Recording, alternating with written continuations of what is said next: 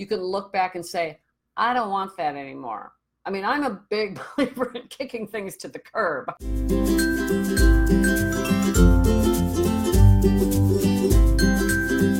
Hi. How are we today? I'm just dandy. I'm fully caffeinated and ready to go today. Very interesting, I hope it's interesting topic today that should be thought-provoking for everyone, including me. I've actually done my own exercise today. Sometimes I think, do other people's brains work like this? And then I remember we're creative types, and so our brains probably do work a lot alike. So I'm going to have a sip of coffee.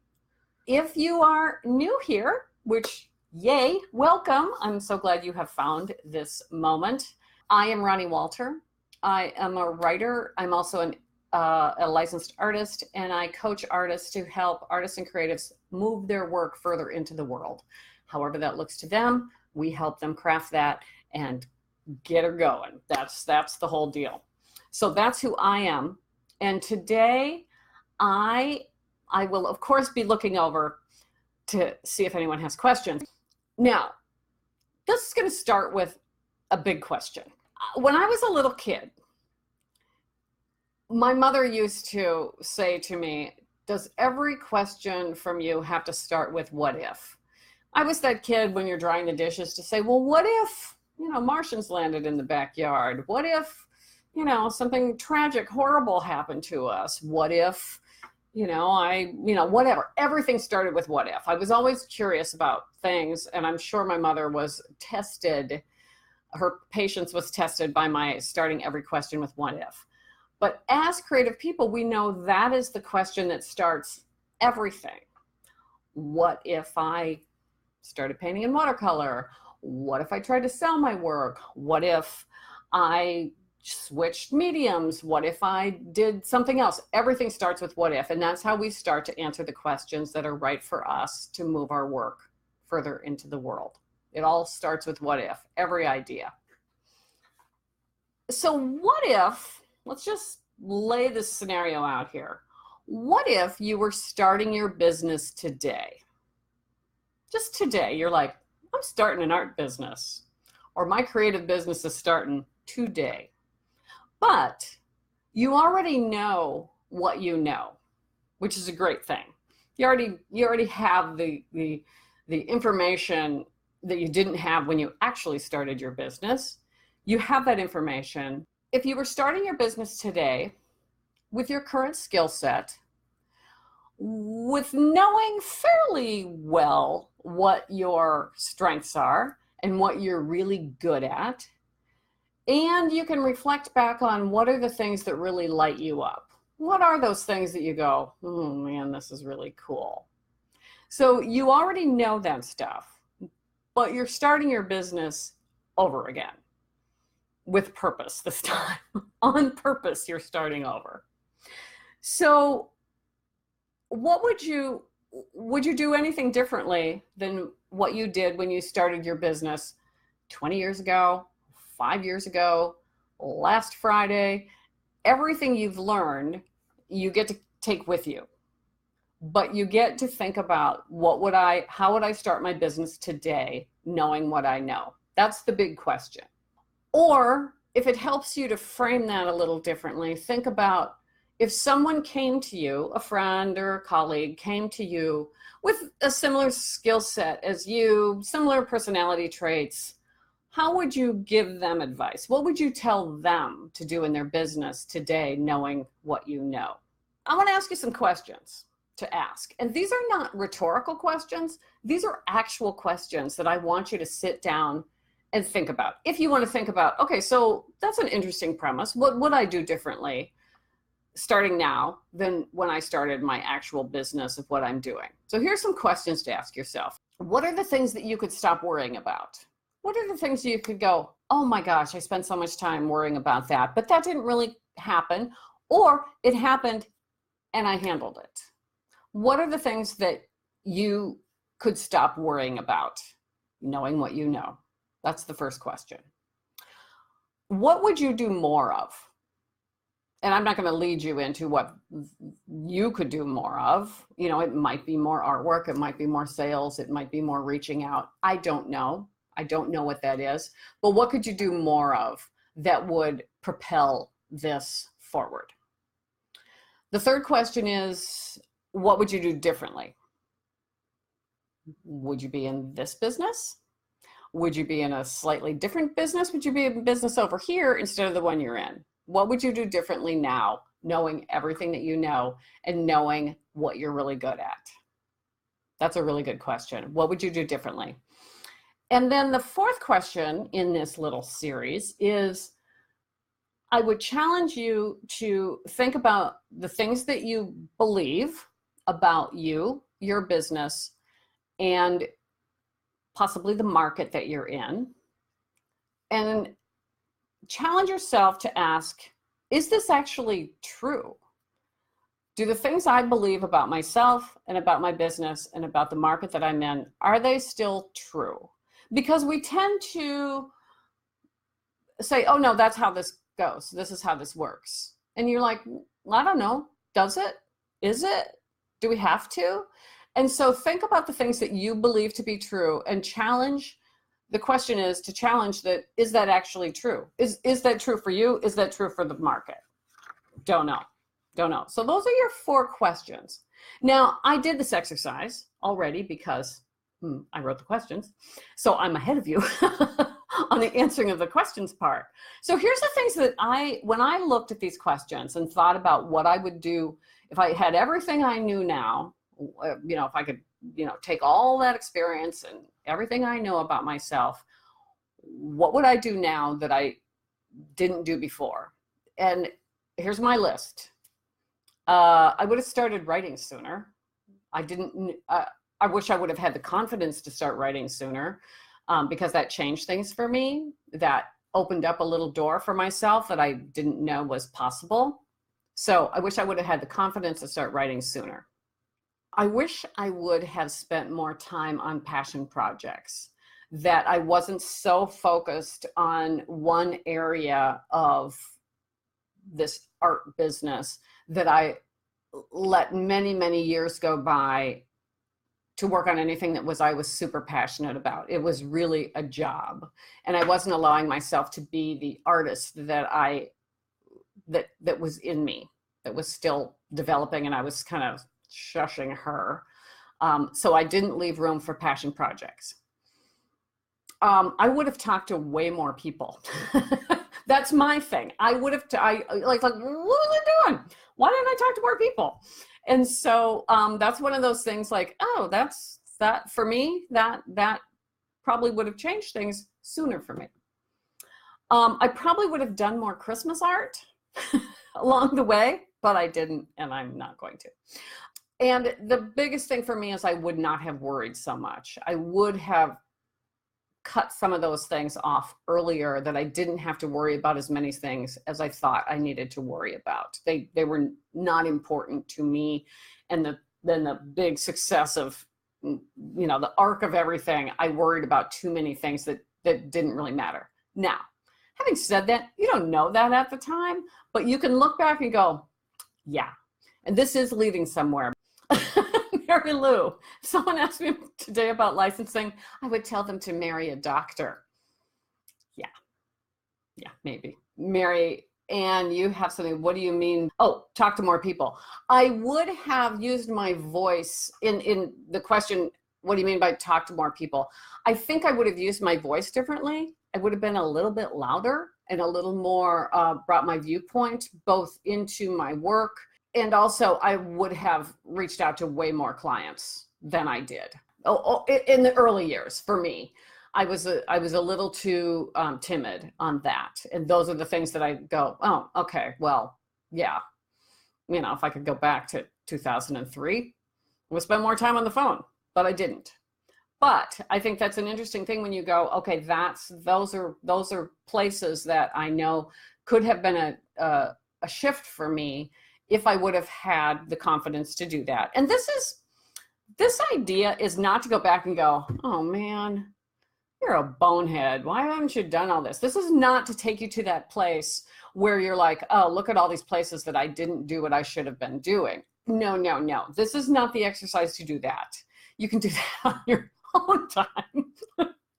No, I don't want you to do that at all. What I'm saying is look with clarity and kindness to yourself and go, yeah, these are the places that I would do differently now. If I could just, do the big arm sweep across my business and say, this is all fresh, this is all new. What would I do differently now than I would have done before? And part of that is our own personal growth of how we've grown as a person, how we've grown as an artist, as a business person.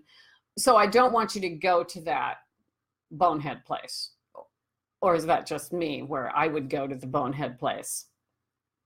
Erica, I would have stopped worrying and overanalyzing so much about everything and just get started earlier.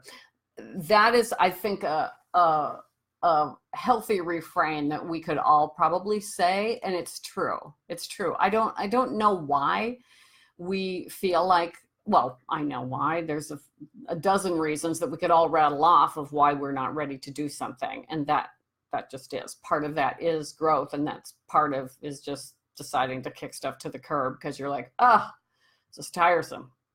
Denise, after 12 years of doing this, I would not spread myself so thin, trying to chase sales and spending time putting my work on so many venues. I would try to be more focused.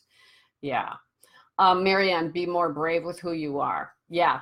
That I don't know what I was waiting for. I don't know what I was waiting for. Maybe I was waiting for my hair to turn this color. And after it does, you're like, yeah, whatever.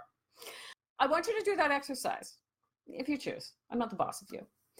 But think about those things. Like think about, okay, I know everything that I know right now. If I was to start my business today or tell somebody else how to start their business today with everything you know and the skills and the communication skills, the art skills, everything you know, what would you do now? What would you now?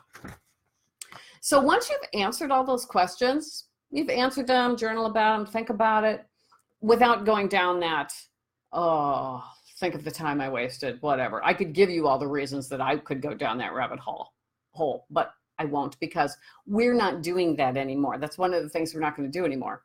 The question then becomes, and you have this opportunity to start your business over today, why aren't you doing those things now? That is the biggest question of all.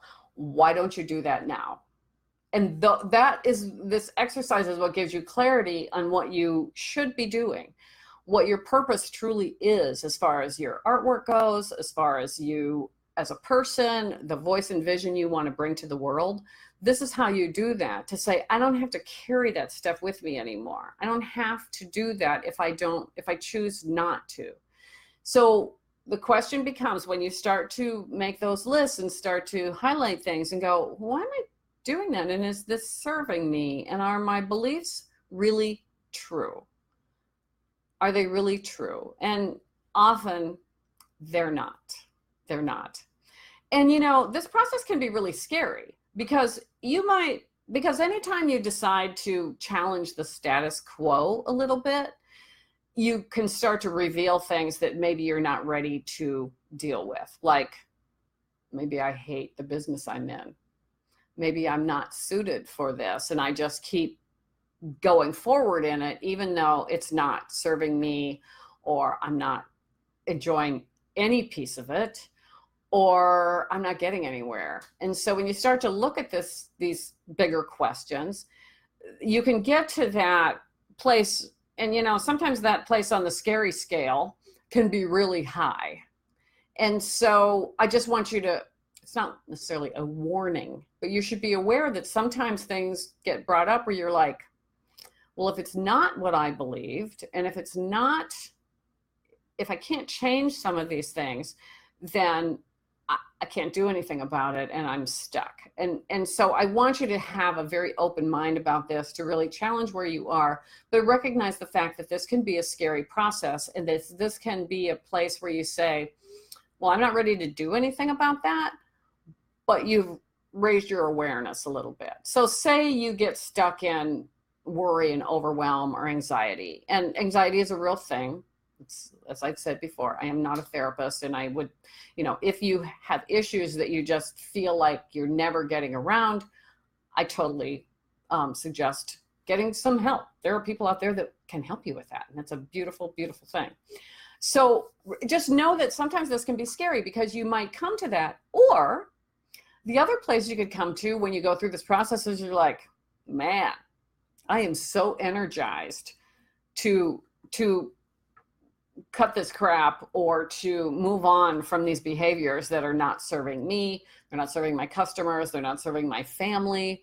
Let's move on and do the arm sweep. I'm a big, you know what I mean by the arm sweep, where you're like, I'm done with this stuff and I'm moving on. And sometimes that freshness, okay, here's an example. You look out your windows all the time. That's my studio window right there. You look out your window and you're like, oh, it's a really pretty day out there. And then one day you decide to wash the windows. Now, the first thing you say is, oh my God, we're such pigs. I can't believe I haven't washed these windows in so long. And then you come back in the house and you're like, oh my gosh, the clarity. You are shocked. Or even when you clean your glasses, you're like, oh my gosh, it's so clean out here, or your windshield on your car. But when you wash the windows of your house and look outside, it's breathtaking when you see that you're kind of living in this film on the outside of your house. And so it is such a joyful moment, simple moment, but it's that joyful thing of, that's really pretty. That's really pretty. And so when you sort of Windex your business a little bit, you start to see how beautiful things can be when you take that film off of whatever you're trying to do and make it all fresh and clean. And to me, that is the result of this process, not to make you feel bad, but to kind of Windex your way out of this thing. Just so funny. So sometimes it's going to be like, you're going to just clear out the excess. You're like, I'm doing too much. I'm going to concentrate on these 3 things instead of these 14 things. I mean, it's going to clear out the excess, and it may challenge the way that you are doing things. So those are those big questions to ask yourself, to say, is this what I should be doing with my time, my talent, my resources that I know that I have? Are all the other pieces to this working? Are they working? Are they serving me? Are they serving the people that I want to work with? And when it comes down to it, this is a challenge. This is a challenge to look at stuff and go, where's the Windex need to go? I want you to strip your business down to the basics, to say, what do I really do and what am I really good at? And how do I move that forward? It basically, when you think about any business, what do you have? It's three steps. What do you have? And in most of our cases, it's an art portfolio of some point, of some way that you're delivering creative goods, whether that's through graphic design or writing or painting, illustration, whatever that is. What do you have? Just what do you got? What's your thing? Second part of that is, who needs that? Who needs that thing? Getting specific about that. And we've talked about identifying who is that for? So it's for these people. And then the third part of it is, how can you serve those people that need what you have? How do you get that in front of them in a meaningful way? And so it's really a 3 parts. It's 3 parts. That's all. And when you think about it, what do I have? Who needs it? And how do I get it to them? If you can keep your business that simple, you don't have to worry and spend a lot of time on, well, how am I supposed to do this? What's the best way to do it? What are the rules? What are this? You don't have to spend a lot of time in that overwhelm. You just go to the most expeditious way to get that done, which is super simplistic, but it is simple. It is really simple. This is what I do. This is who needs it. This is who I'm going to get in front of. But to get to that nut, to get down to that core of what you do, you kind of have to excavate through some of these things, the things that aren't serving you or have overstayed their welcome. It may have been important at the time, but now it may not be important now. So it's really, I want you to seriously look at those questions, and I will put them in the comments. I hope this helps you look at your business with fresh eyes and a clean slate as you go forward. And everybody's kind of cleaning their windows right now because it's sort of summer. And that is a beautiful thing to look out and just see the clarity. And I want you to find the clarity in your business. So that's what I have to say today about that. And I'm really excited about this idea of really looking at your business as the most basic way that you can. And then it becomes a lot easier to see how you're going to move that out into the world. Believe that I can. Yes. Sooner. I know. We often like, I'm not ready yet. And it's like, well, when are you going to be ready? Because I think you're perfectly ready. I can worry myself about pricing, but once I start the conversation, it's never as scary as I think. I almost enjoy it. Amaryllis, that is some big growth right there, to just say, yeah, I don't really like this. This is kind of hard, but it's part of the deal. And once you get comfortable with it, each time you're going to get just a tiny bit more comfortable with it. And you're going to cut down that worry time in between I have to have the pricing conversation and having the pricing conversation. That's going to be much shorter. And that, again, you can use Windex for that. You can just go, I'm going to clean this off and just move over there and get this done. I tell myself that a lot. Maybe I don't need to be doing this. Sometimes you're like, why am I doing this? Is there a purpose to this part of this deal? Don't know. Norma says, I'm not a business yet until I can answer those questions. What am I really good at? Previous career as TV writer. So this is chapter 2. Well, that sounds like a pretty cool job. But I truly believe that whatever you were doing before, you can excavate from, even if it looks like, okay, this is something really different. Like I used to be a brain surgeon, which I was not, of course. But if you look at what you used to do, and go through some of those questions and sort of pull out the skills that you acquired.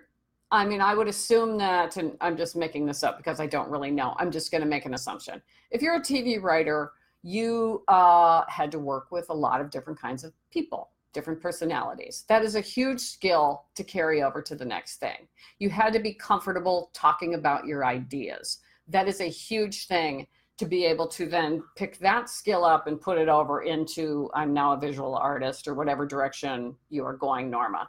But I mean, excavate the kinds of things that happened before today, and excavate what are those things that really do apply to the next thing. The things that we'll just stay with Norma's TV writer career, is that what were the things that made you just so happy, that lit you up? Was it the writing of the thing where you're just like, whoa, this is so cool, or whatever, or was it the presentation?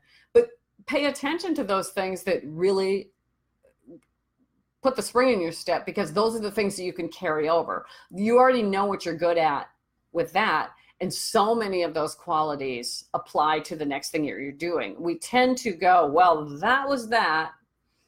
This is now, and I'm a whole new person. And I was telling someone the other day that I had heard someone else say, a speaker say, we have to remember that when we go buy new clothes, we don't take all our old clothes and burn them and walk into the store naked. We take our old clothes with us, and sometimes, that top will go with these pants that I already own, or this belt works with my old sweater, whatever that is. We take what we have, the really good stuff, we take the good stuff and move it forward. If we use that closet analogy, we're not going to carry over. If we're going to get new clothes, we're going to throw away some of the rattier things, or the things that don't fit, or, it's like, this is itches.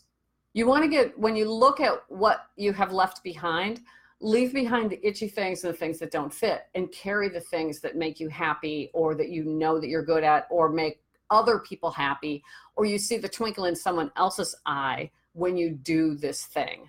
That is this process of looking at and going, okay, what would I do differently? Now, the other thing is, and people use this device a lot, and I think it's a good one, is to write that letter. Write it in the form of a letter. Dear Ronnie, how are you? Your hair looks fabulous. Write that letter to yourself, either your former self or your current self, and just say, hey, you have been down this road. You did a great job But I wanted to point out a few things to you that I think you can carry forward, and you can leave this other stuff behind and really look at that excavation process. Cindy says, oh, wow, I needed this today. You have me a spark to an idea at our meeting, and it ties into the passion of mine. All these questions fall into place now. Well, Cindy, that's awesome. I'm so glad. Norma, thank you. Yes, I can do that. Definitely lots of telling ideas, focused work, and adjusting my ideas to the network's idea about a script. Definitely I'm going to focus on my ideas this time. Exactly. But I would expect that that was a pretty high stress career, which is maybe why you're not doing it anymore.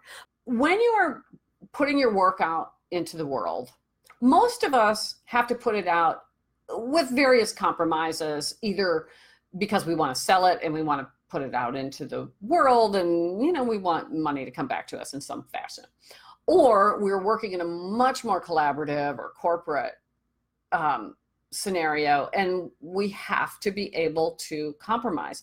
So when you have done that a lot in other jobs, no matter what that other job was, if that was a high stress situation or sort of that high emotion, which many creative staff jobs are, because I've had them, there's this heightened emotion where things get really important really fast and you have to think on your feet. I mean, oh my gosh, those are incredible experiences to say, I'm really good at that, or I hate that like crazy and I'm just going to draw pictures and hope somebody buys them and whatever.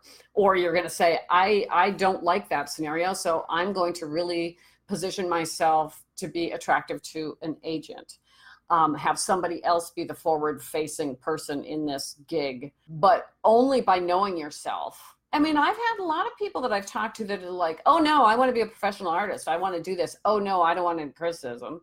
Or, oh no, no, that's not for me. Oh no. And it's like, well, then you got to figure out, you really need to know yourself. And by looking back, even 15 minutes ago, you can look back and say, I don't want that anymore. I mean, I'm a big believer in kicking things to the curb and looking at either behaviors that you're doing or things that you just see yourself worrying about, of really asking the question, how is this serving me? Is this serving me at all? And if the answer is no, then you have to figure out, well, how do I fix those behaviors? And again, that might be help from someone else. That may be a process, I don't know, reading a book, journaling about it, catching yourself and doing something else. I read this, I think it's in, I will find out I'm pretty sure I know what book this is from, but the idea that, and this could be a topic on its own, about that negative voice, which constantly running through our heads. And this person, I'm thinking it was Tamara Moore in whatever that book is, Thinking Big. I know, BJ, you know that book. So if you can help me. Thank you, BJ. My hair looks fabulous. That voice that you hear, you name it. You name it. Give her a personality. Give her a name. And I'm trying to remember what my name was. I keep thinking it was Felicia, but I don't think it was Felicia. It was something like that, where you just basically say, Felicia, or whoever that person is, I've got this. Thank you for reminding me of that, but I've got this and I'm moving on. Thanks, but no. And you actually say that. Nope, sorry, Joanne. I hope there's no Joanne here. Name this voice and just give her a voice and just go, thanks, but no. Like that irritating person that comes into your office to tell you that, this is funny. I used to work at this big advertising department of a department store.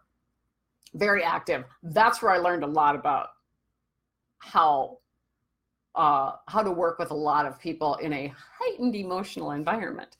But there was a woman that used to come in and we had cubicles, and she would come in and she always had these backwards compliments. And this is apropos of nothing except it's funny. She used to come into my office and say, oh, Ronnie, I really like your dress. Oh, thank you. I fell for it every time. And I'd say, well, thank you so much. And she said, yeah, because that one you wore on Tuesday, that really didn't flatter you very much. But this one's much better. And I'm like, really? That was a compliment? So anyway, just a little side story, but I love that idea of naming this negative voice and just saying, got it, thanks, moving on. But looking at those places where you know are the places that trip you up. And your new business that started, 3:00 this afternoon, your new business, we don't need to have those. They don't need to come with us along the next part of this journey. But you have to stop and acknowledge what those are, and then leave the ones behind, and then it really, truly embrace the ones that are so positive and the ones that make you sing, put the twinkle in other people's eyes, and serve those people whose eyes you make twinkle. This seems to be a running theme through a lot of books I've read, getting control of that negative voice in your head. It can be such a problem, and I don't know if it's a creative thing or just a human thing. I think it's pretty much a human thing, that we just do not honor what we have. And in some ways,